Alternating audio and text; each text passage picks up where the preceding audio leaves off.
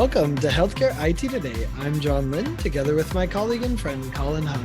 The world of technology and healthcare are ever changing in new and novel ways, and that's why we love this stuff.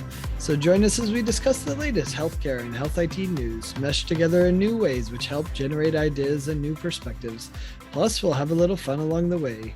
On today's episode, we'll be doing another edition of our popular health IT buy or sell, where we talk if we're buying or selling popular health IT topics.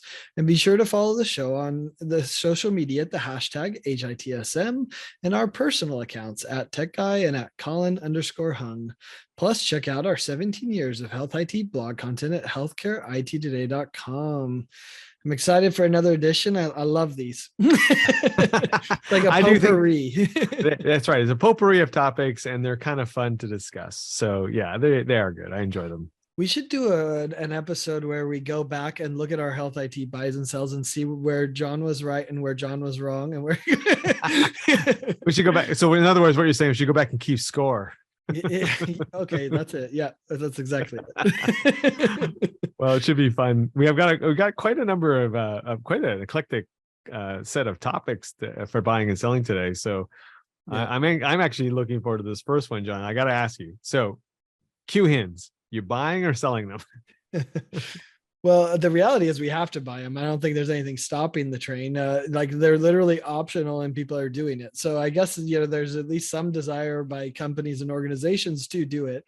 And we know that the problem that they're trying to solve is a problem, like being able to share data across these different, whether it's HIEs or EHRs or other systems or other vendors, we know that's a problem. So I guess in that regard, I'm buying that there's a problem and I'm buying that QHINs are going to go forward. But am I buying that they're going to actually transform and solve the healthcare interoperability problem? I'm not buying that. I'm not buying that that's a good, will it be a incremental improvement? Yes. Like it'll solve some problems for some organizations and some people. But here's where I'm actually scared, Colin. I'm scared that they're actually using QHINs as a smokescreen to actually really solving the problem of healthcare interoperability. And they're just saying, well, we're part of the QHIN, so we solved this. What do you mean? Why are you coming to me to solve the problem in a really meaningful way? Go deal with the QHIN, right? Like that's where we're doing it. So that's my feel. So I guess I'm not really buying it. I am not buying QHINs only because I think I can't understand them. Like I don't know, like I get the problem that they're trying to solve, but like, we all want to solve the interoperability problem and sharing of data, but like, this just seems like another convoluted way to do it. Right. Like another layer of bureaucracy. I guess I haven't read enough about it. So I will say I'm a little bit ignorant, but like, I don't understand the business model. I don't understand why someone is motivated to be part of a QHIN other than a penalty, perhaps. It's not clear, like, what business advantage being a part of a QHIN really is, any more than being part of an HIE was, right? Or that we have. And I know we have a QHIN that's actually made up of HIEs, so I guess that makes sense. But were they not doing this before anyway? Like, I've heard of like HIEs that were talking across, with each other and figuring out ways to share data. So anyway, I'm not buying it only because I'm not really sure what it's really meant to do, or really, what problem it was uniquely trying to solve. Well, and what's interesting is when they did the announcment of the first 6, I think it is, QHINs that were, approved by the ONC HHS, the secretary got up there and literally was like, we said, hey, let's solve this interoperability problem. And by the way, you get no budget and no penalties and no stimulus. Good luck, right? And so, he acknowledged that these organizations stepped up, to do this even without any of those things. And so, you look at that and like, how many government programs have actually made an impact that haven't had those things? I'm not sure it's that many, but again, I guess I am partially with you too. Like, let's see how this plays out. Let's see how the governance structure works out. we did a great interview with Commonwealth where they talked about, hey, is there going to be a record locator service? And the difference is like in Commonwealth, if you say, give me all the records for Colin Hung, they go and give you all the records. Whereas in other interoperability platforms, you say, hey, Intermountain, is there a record for Colin Hung? Oh, no, there's not. Mayo Clinic, is there a record? No. XYZ, like insert the organization. And so that's still a battle that I don't think is won. Some people are more clear and think they know where it's going to go than I do, but I think that's still a battle. An example of, will this be really valuable? Because those two models are both valuable, but one is more valuable than the other. Well, I'm just confused. Like so I'm basing my sell only on my confusion. So I mean, I hope it does work out. I mean, let's be honest. I mean, I think I hope interoperability does get better. But in terms of like, we've got so many different options, so many different ways. I don't know if this is the one that's going to be the one that magically is going to crack the nut and go, oh, okay, because we have this mechanism now and this way of operating, that hey, it's going to be solved, it's going to be fixed. So we'll see. And the QHINs won't make it worse. That's a pretty tepid endorsement of QHINs. Yeah, great. It won't make it worse.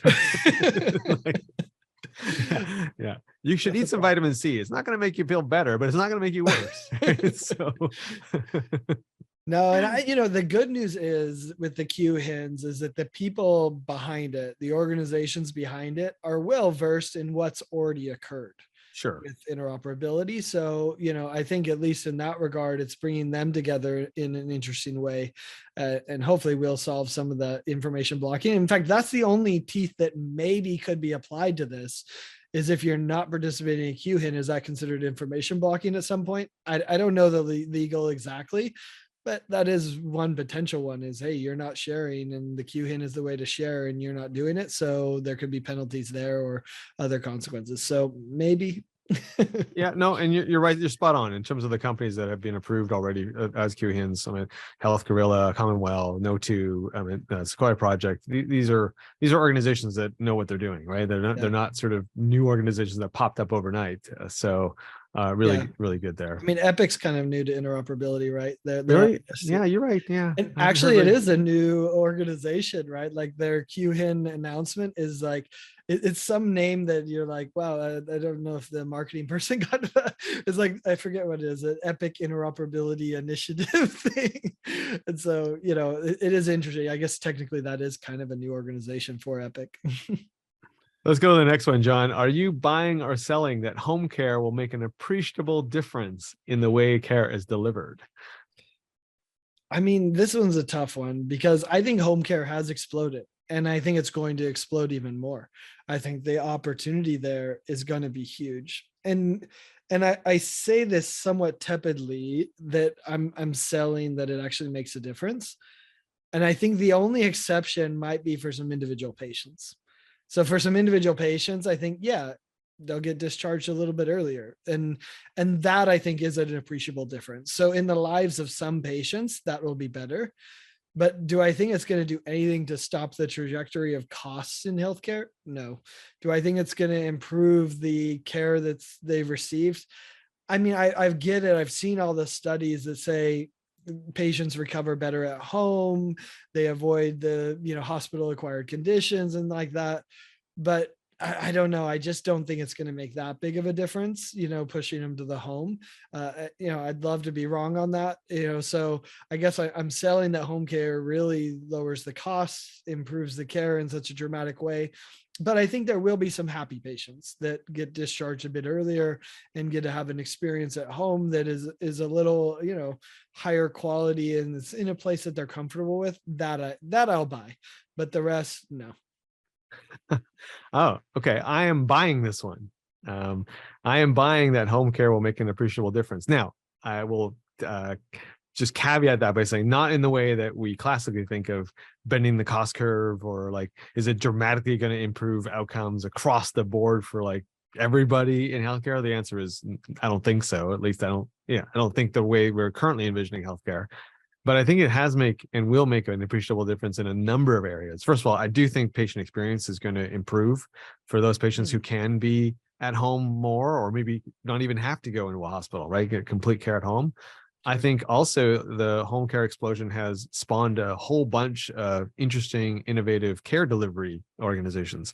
Now doctors and nurses are coming to your home, right? And there's services that have popped up where it's only virtual care, and I think that those wouldn't have been possible had not the desire been for people to go, I don't want to go into a hospital. I don't want to go into a healthcare facility. I want to get my care in my home. I also think it's single-handedly going to save companies like Best Buy, right? Where because now they've got whole sections dedicated to health applications and health devices that you use in your home, and they have service people that will come out and help you set them up, right? And we've heard about a lot of RPM companies where they've taken on this sort of outsourcing model where they not only provide the actual devices, but actually will provide all the support and the hand-holding that the customers need to get those things working in their home. So I think it's actually made a big difference, just not necessarily in classic healthcare. I think it's just spawned a whole bunch of new companies. And I'll even add one more layer. I think it's going to drive the need for 5G everywhere, right? Just because we're going to have so many more connected devices in our homes. So I think it's going to have an appreciable difference, just not in the metrics you're talking about in terms of bending that cost curve or like improving outcomes universally across the board. Yeah, and you're right that the devices have come a long way, that they can go to the home, and we're seeing that, right? I mean, I first heard about some of this idea of Alan Portela when he was, launching a new company as part of Airstrip, right? To say, why can't we have an ICU at home? I mean, that was kind of his vision that he described. And interestingly enough, he just switched to Massimo. So it'll be interesting. He's implementing these same principles at Massimo now, which, that'll be interesting to see how that evolves for him. But it is a good thing, right? Like, I don't think the home care is a bad thing. I think patients will enjoy it. But I started looking at it and I get pretty skeptical when you look at the business models of healthcare. Okay, all of those devices, are they going to lower costs, or are they actually going to increase costs?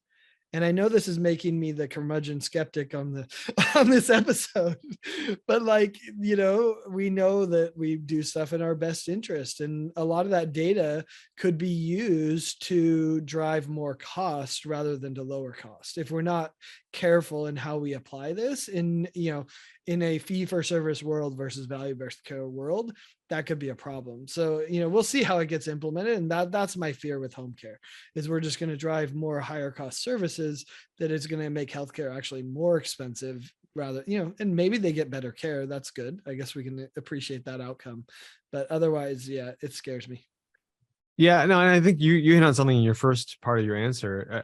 I don't think that home care is going to really help the majority of patients who have multiple chronic conditions who need that higher level of care. I mean, there right now, anyways, there's not the technology or the infrastructure to support someone like that at home. Maybe in a sort of like 1 day here, 2 days there kind of thing. Maybe I could do, instead of having to come in to get something done, I could just do it virtually or something. I can maybe see that, but it's not going to move the needle in terms of like how many, like you're only at the hospital like half as much. But I think to your point, I think for people who have a very short illness or recovering from a procedure, I think those situations, it will make a very big difference for those patients and for costs for those patients, because things are now done at home. But let's be honest, the majority of healthcare costs aren't caused by those people, like with who have an acute episode. It's the folks who have multiple conditions, and I don't think home care is really targeted at those folks just yet. Well, and I think there are pockets of innovation that are going to be really interesting. I mean, I saw at CES Cami Vision, which is basically a video camera that does fall detection. And so, I think there are pockets. And so, could we reduce the number of falls? Absolutely, right? Or Sure. could we detect them when they happen so they don't pass away? I mean, so I think there are pockets that are going to do amazing work in ways that we couldn't have otherwise. But, I think it's going to be pockets rather than transformational for healthcare. I agree. And like I did a quick interview with TidalCare, right? Mhm. Where we showed the whole in-ear camera thing that they were doing as itself. You don't have to go to the doctor to get that done now. And just, you're right. The innovation in those devices is going to be pretty awesome to continue to watch. Yeah, absolutely. Hey, if you're just tuning in, you're listening to Healthcare IT Today with John Lynn and Colin Hung. Today, we're doing our fun buy and sell episode. So, number 3, John, in terms of our buy and sell, IT salaries in healthcare.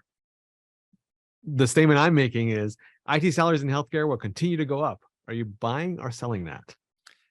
I mean, I think every IT person is going to hate me after this, but that's okay. I'll accept it. But I'm actually selling it, and the reason I'm selling that is multiple fold. The first one is I think that nurses and doctors, with all the burnout, with the supply issue we have with nurses and doctors, and the fact that the supply issue is really hard to solve because it takes multiple years of education and degrees, etc. I think it's going to be so bad that the budgets are just not going to be there for the IT salaries. And so the nurses and doctors and all these travel nurses that we're bringing in, et cetera, that's just going to eat away the budget. And the other thing that we're seeing is because of that, and because of the consequence of that, combined with some revenue management issues that kind of came out of COVID as well, combine all of those together, and these organizations are going to be, and they already are, in fact I heard it from an IT professional, these massive cuts of IT staff as part of the organization's efforts to get their financials right.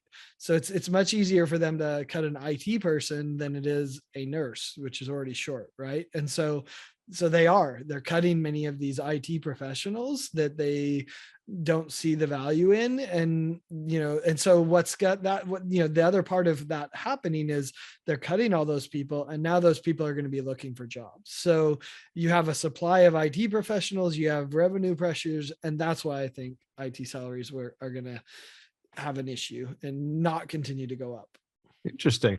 I am totally buying this, the complete opposite of you. You So just want I'll to be make IT's friends. friend. I basically just want the accolades. That's what I want. That. No, but I do agree that IT budgets are probably in danger and that they're shrinking, but I think salaries are actually going to continue to go up.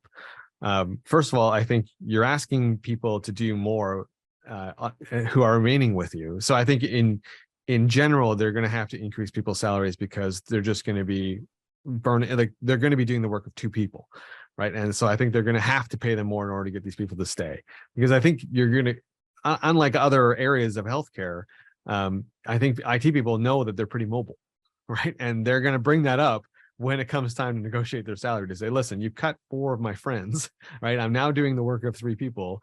You need to bump my salary at least by 25%. Mhm.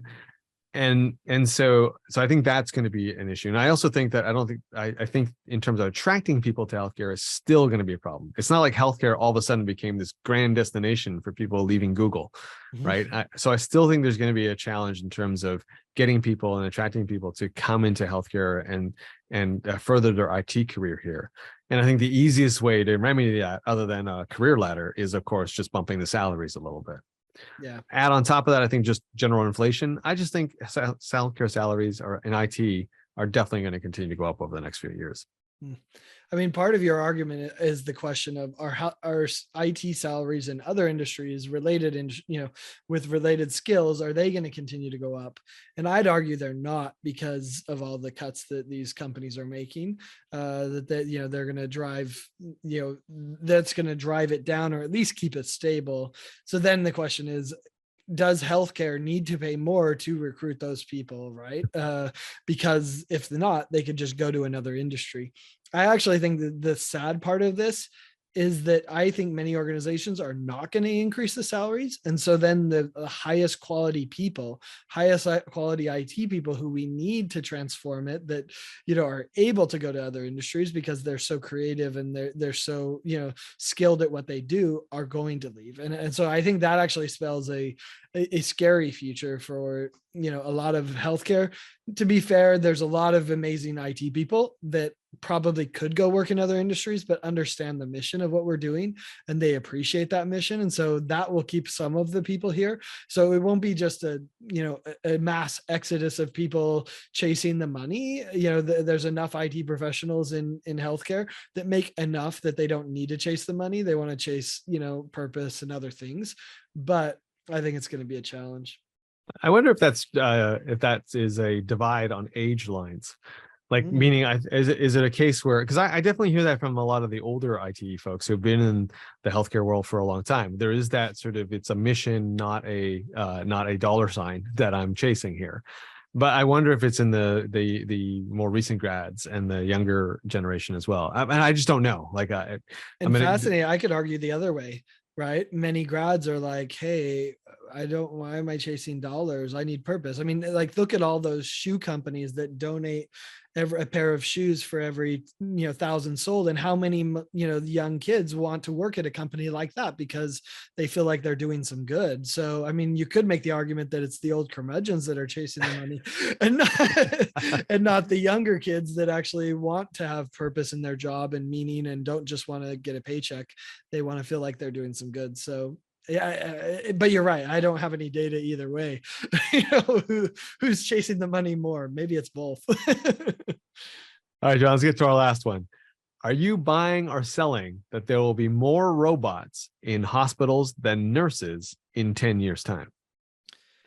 So the only hesitancy for me on this one is the 10 years, right? But it's a pretty long time frame. And that what I'm seeing, the explosion of what bots can do in healthcare, I'm saying more bots than nurses. And to be fair, like, before all the nurses come screaming, I actually don't think we'll see a decrease in nurses either. Like, I don't think it's not that the nurses are going to disappear and be replaced by bots, but I think we're just going to see an explosion of bots to augment what the nurses are doing. And when you look at what a lot of these bots are doing, whether it's delivering supplies, whether it's cleaning, whether it's, and if we really get into it, if we include bots on websites and things like that, which I'm not even necessarily including that, right? But I could include like the Omnicell, pharmacy bots that are doing medications and delivering medications, and they have other bots that do compound medications that are more reliable than humans. Like, when you look at those bots and all that they're doing there, you can see a lot of potential for bots to do some really amazing things in healthcare organizations. And we're seeing many of them embrace that because, one, they can't get enough humans to do a lot of these tasks. So I think there's going to be an explosion of bots that's going to make it so that there are more bots than nurses. Hmm. I'm on the fence on this one. I think, but I think I'm leaning on the sell side. I'm Mhm. not sure there's going to be more robots in hospitals than nurses in 10 years. I actually think the number of nurses is actually going to grow because I think, first of all, they are much cheaper than physicians, and I think just the what we're going to ask of nurses and what we're going to allow them to do, I think, Mhm. is actually going to change over the next 10 years Good point. because of the acute problem we're experiencing now, where we don't have enough of them. Right. So this whole, we've already seen, practicing across state lines and these kinds of things. I think it's just going to continue because we're just going to be continuing to struggle with getting enough of them minted. Um, the other thing I think is going to happen is, if the laws of supply and demand hold up, I also think that there may be a glut of nurses coming through as people now realize, hey, getting into this career is great, and then all of a sudden we're going to have all these nurses come through the other side, and now, all of a sudden, what are we going to do with all these nurses? Well, we got to find jobs for them, and because when's the next crunch going to happen? So I think we're actually going to be more nurses. So I don't think it's actually going to be the same. I think it's actually going to increase. Hmm. But I also think on the bot side, I think we're going to reach peak bot pretty soon. Like, how many more bots can we really have to deliver medications? How many more bots do we need to go clean some stuff? Like, you only need 2 or 3 of these things, right? Like, it's not like you need a fleet of 40 of them, unless you have a giant facility. Because the point is they can work 24/7, right? Like you don't need 40 of them to clean everything in 5 minutes. You can have the robot clean this room and then that room, and that room just keeps operating 24/7. So I'm not sure there's going to be more bots. I do think there will be more application for automation. But is the Da Vinci robot really a robot, or is it just an extension of that person on the other side, right? Like, controlling it. So it depends on what, like, autonomous robots versus just a commune guided one. I think there's we're splitting hairs on the definition, but I don't see as many robots in 10 years. Well, it's fair to say what's the definition of a robot, and we could certainly argue that, and when we do the follow up to see if we're right or wrong, but I still reference the movie The Greatest Showman and the song "Never Enough, Never, Never Enough Bots." Are you kidding me? Like, we want more bots to help us, right? Like, I think we're gonna see that, right, and we're gonna see where people want more bots, and then there's going to be bot jealousy, right, between different floors, where they're like, wait, how come they get the bot and we didn't get the bot, right, and we want it ourselves. So I think we'll see more and more. The interesting one that I don't know if this is considered a bot or not, but it's pretty autonomous as well, is things like drones. And I don't know how much they'll be used in hospitals themselves, but in healthcare, drones are going to really explode too, as far as delivering medications, delivering devices. We see that even in the emergency response, where a drone might deliver a defibrillator, which I can't say that word usually. That's I'm impressed I got it, but those things are happening as well, and they're largely autonomous. Go to this GPS coordinate, and when we see the deliveries that are happening in the consumer world, that's going to happen in healthcare as well. Will it be in the hospital? No, it won't help my argument that there's more bots in the hospitals, but those are essentially bots that are delivering a lot of stuff. So I think there's a lot that needs to be delivered, and bots are going to solve that. So never enough bots, Colin. I also think, John, that I didn't mention is I do think the infrastructure in the hospitals needs to be upgraded in order to handle these bots. Like, you need IP controlled doors, IP controlled elevators in order for these robots to get to where they're going. And I think, unfortunately, we're not going to be at a point where the entire infrastructure of the health systems and hospitals are going to be replaced in 10 years. Because to retrofit fair. An older hospital with that is pretty hard. 5G will We'll see. We'll keep score and see who's right. Yep. Hey, thanks to all of you who tuned into this episode of Healthcare IT Today. Find out more details about our show by checking out the programs page on healthcarenowradio.com. And please share your voice and engage with the community at healthcareittoday.com and on social media using the hashtag HITSM. I'm Colin Hung with my friend and Health IT collaborator, John Lynn. Thanks for listening, and have a great week.